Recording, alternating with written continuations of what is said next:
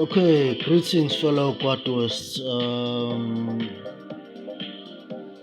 It's Quatwist, and I was just thinking, one of the most basic things um, that a land needs to develop is rail and post in the modern world. Um,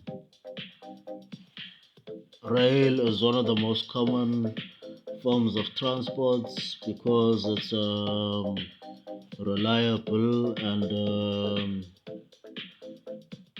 it's used for various applications. And post is to send simple text on a paper or whatever documents and manuscripts outside the digital framework. Because sometimes we think of the world as digital sometimes. Most documents nowadays are sent via email or via WhatsApp, and they're not even sent via fax anymore that much. So I'm just thinking that people still use post, and some people might prefer small cars and mini buses and buses, but I think rail still matters, and it can prove very important and reliable for various applications. And I'm just studying a map here on. I'll deal with post a bit later. Post is just a suggestion, and you could take it or not take it, and you might want your own suggestions, which you may post below this video. Yeah. All right. Rail. Okay, I'm looking at a map of Africa. Yeah. With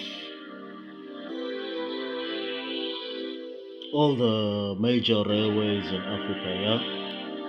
And the most common gauge in Africa is the 1067 millimeter gauge. Yeah. From Sudan South, it's the 1067 millimeter gauge. I'm guessing that maybe that could be the standard gauge for all of Africa. And North Africa, I don't know. Maybe because the Sahara Desert isn't the best place to put a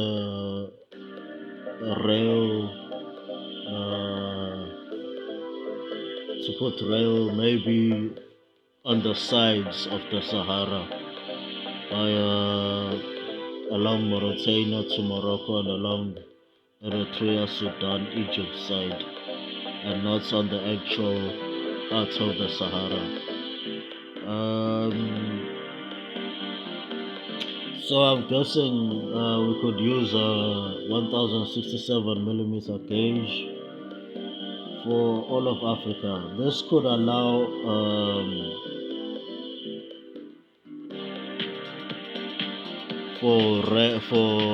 for you to go by train from Kenya to South Africa.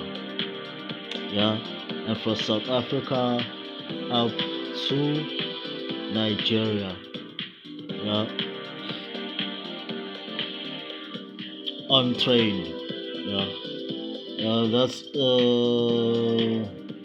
provided that the governments are willing to work with a Pan-African railway.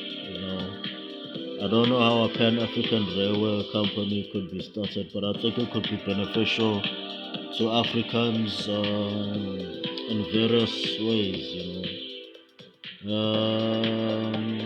Of course, many people travel by plane, which is also great.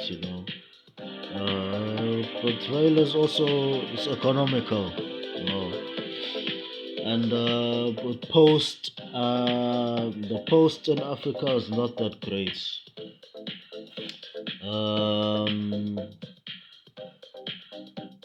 post in Africa is not that great. European, American, maybe I think even Asian um, postal services are far superior to that of Africa. Yeah. Okay, the Chinese postal services and Western Europe postal services and North American postal service are far superior to Africa's.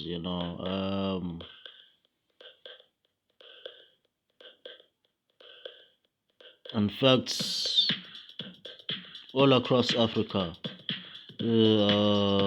rated among the worst postal services. Of course, sometimes times of turmoil and war cause that the post to not function properly, but I imagine that the post could work on, and it could be for urban settlements, and suburban settlements, and yeah, one thing people forget about post is that you do have to pay for it, and it needs to be maintained and it needs systems behind it. You have to pay to keep your postal box or risk having its. I don't know how post can work because people move a lot, you know. People move a lot, but maybe a database could be made where people could notify the post office that they have moved to a certain address and would like to receive their post at a certain postal box. Uh, and Of course, this postal box could.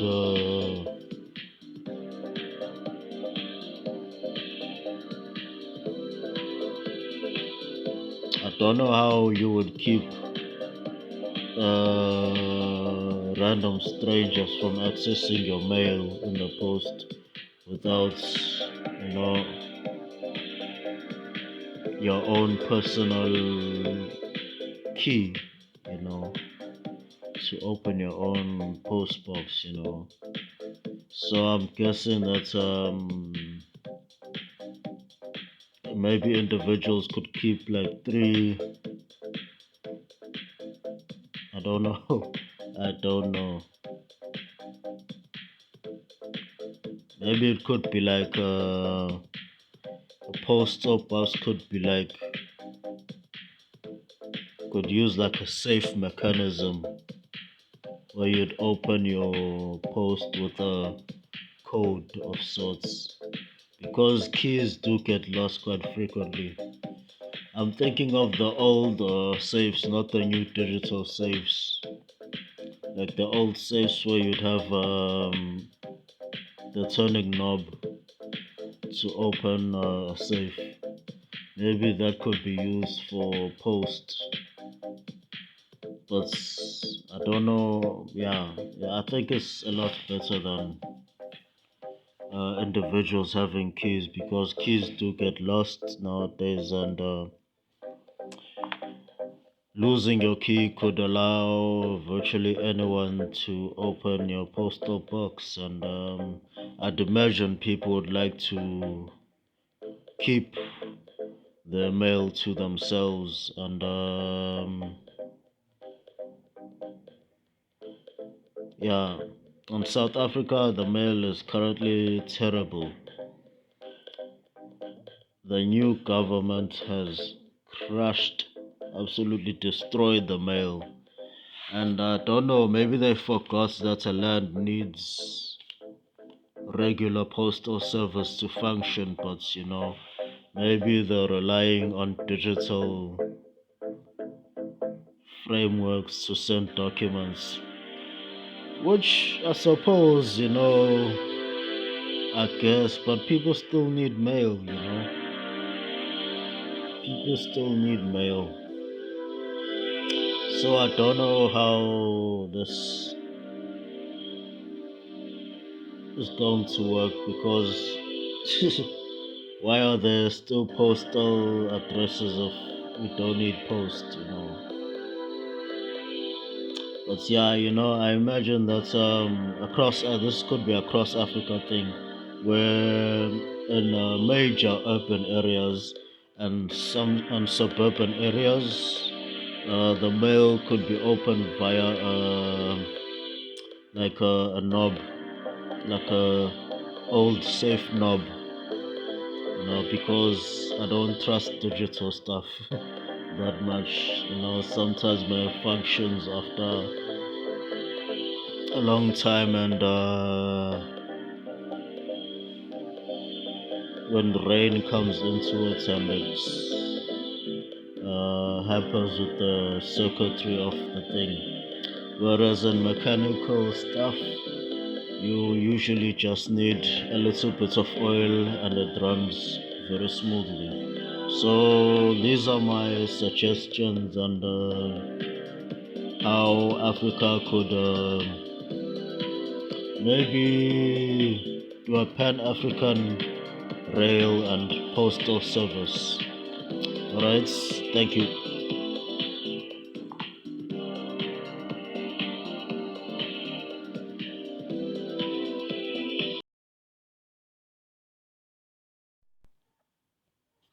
Okay, and I forgot to mention that there are solar powered trains now, where the solar panels are based on top of a train, solar powered electric trains, and those could be used to to cut down on some other infrastructure that could be vandalized, and yeah, and high speed trains could be used maybe between between certain urban and industrial areas. I could imagine a high speed train from Nairobi to Mombasa or Abuja to Lagos or something like that. I don't know. And yeah, things like that. Yeah, solar powered trains and high speed trains between large urban and industrial areas.